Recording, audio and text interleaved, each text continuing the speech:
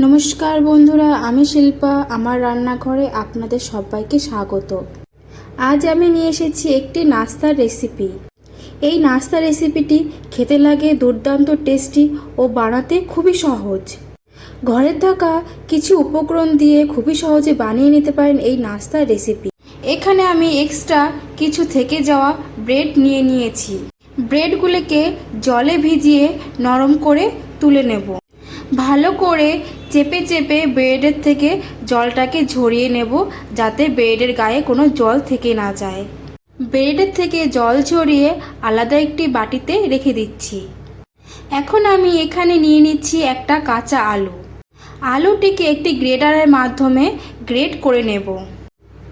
Great করে আলুটিকে ভালো করে ধুয়ে জল ঝরিয়ে নেব। আলুর থেকে জলটা ভালো করে ঝরিয়ে নেব, যাতে আলুর ভিতরে জল না থাকে। এখন পাউরুটির মধ্যে আলুগুলোকে দিয়ে দেব। আগে থেকে কুচিয়ে রাখা কিছু পেঁয়াজ এর মধ্যে দিয়ে দিচ্ছি। পেঁয়াজগুলোকে একটু পাতলা পাতলা করে কেটে নিয়েছি।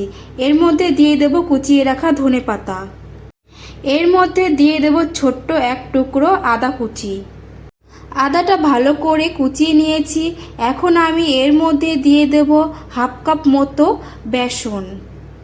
এখানে আমি বেসন দিয়েছি, আপনারা চাইলে কর্নফ্লাওয়ারও দিতে পারেন।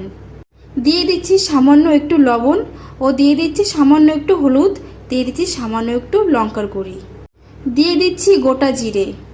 সমস্ত উপকরণ এখন ভালো করে মেখে নেব। এখানে আমি কোনো জল ব্যবহার করিনি। এখানে আগে থেকে যে ব্রেডটা ভিজিয়ে রেখেছিলাম জল দিয়ে, সেই ব্রেডের জন্যই আমার কোনো জল লাগেনি। 2 থেকে 3 মিনিট সব কিছুকে ভালো করে এইভাবে মেখে নিয়েছি। সমস্ত উপকরণগুলো আমার মাখা হয়ে গেছে। এখন আমি নাস্তাটি চপের মতন শেপ দিয়ে দেব।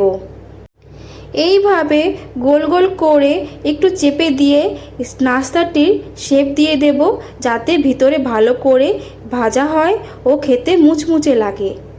সবগুলোকে আমি এইভাবেই করে নিয়েছি। এইদিকে গ্যাসে একটি কড়াই বসিয়ে দিয়েছি। কড়াইতে তেল দিয়ে দিয়েছি। তেলটি গরম হয়ে গেছে। এখন নাস্তাগুলোকে একে একে সবগুলো দিয়ে দেব। নাস্তাটি দেওয়ার সময় গ্যাসের ফ্লেমটি লো টু মিডিয়াম করে রাখবেন, তা না হলে উপর থেকে ভাজা হয়ে যাবে, ভিতরে কাঁচা কাঁচা থেকে যাবে। এইভাবে উল্টে পাল্টে সব নাস্তাগুলোকে লাল লাল করে ভেজে নিতে হবে।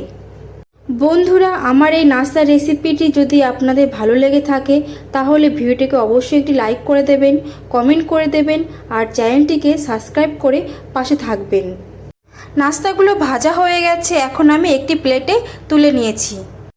দেখুন বন্ধুরা, নাস্তাটি কত সুন্দর মুচমুচে হয়েছে।